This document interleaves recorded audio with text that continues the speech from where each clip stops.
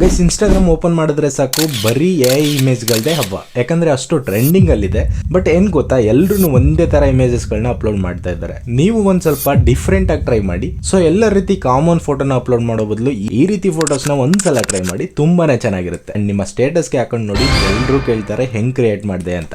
So ಇದನ್ನ ಹೇಗ್ create ಮಾಡೋದು ಅಂತ ನಾನು ತಿಳಿಸ್ಕೊಡ್ತೀನಿ. ಅದಕ್ಕೂ ಮುಂಚೆ ನನ್ನ ಅಕೌಂಟ್ ನ ಫಾಲೋ ಮಾಡ್ಕೊಂಡು ಈ ವಿಡಿಯೋನ ಸೇವ್ ಮಾಡ್ಕೊಳ್ಳಿ. ಮೊದಲು ಜೆಮಿನಿ ಅಪ್ಲಿಕೇಶನ್ ಅನ್ನ ಓಪನ್ ಮಾಡ್ಕೊಳ್ಳಿ. ನಿಮ್ಮ ಹತ್ರ ಇಲ್ಲ ಅಂತಂದ್ರೆ ಕ್ರೋಮ್ ಅಲ್ಲಿ ಹೋಗ್ಬಿಟ್ಟು ಜೆಮಿನಿ ಅಂತ ಟೈಪ್ ಮಾಡಿ. ಸೊ ಒಂದು ವೆಬ್ಸೈಟ್ ಬರುತ್ತೆ, ಅದನ್ನ ಕ್ಲಿಕ್ ಮಾಡ್ಕೊಂಡು ಓಪನ್ ಮಾಡ್ಕೊಳ್ಳಿ. ಅದರಲ್ಲಿ ನಿಮ್ಮ ಫೋಟೋನ ಆಡ್ ಮಾಡ್ಕೊಳ್ಳಿ. ಸೊ ಆಡ್ ಮಾಡ್ಕೊಂಡು ನಾನು ಕೊಡುವಂತ ಈ ಪ್ರಾಂಪ್ಟ್ ಅನ್ನ ನೀವು ಕಾಪಿ ಪೇಸ್ಟ್ ಮಾಡ್ಕೊಂಡು ಸೆಂಡ್ ಕೊಟ್ರೆ ಸಾಕು, ಈ ರೀತಿಯಾದಂಥ ಬ್ಯೂಟಿಫುಲ್ ಅಮೇಝಿಂಗ್ ಇಮೇಜಸ್ಗಳನ್ನ ಜನರೇಟ್ ಮಾಡಿಕೊಡುತ್ತೆ. ಸೊ ಇದನ್ನು ನೀವು ಡೌನ್ಲೋಡ್ ಮಾಡಿಕೊಂಡು ನಿಮ್ಮ ವಾಟ್ಸಪ್ಪು, ಇನ್ಸ್ಟಾಗ್ರಾಮ್ ಎಲ್ಲ ಕಡೆ ಸ್ಟೋರಿ ಸ್ಟೇಟಸ್ಗಳಿಗೆ ಹಾಕೋಬೋದು.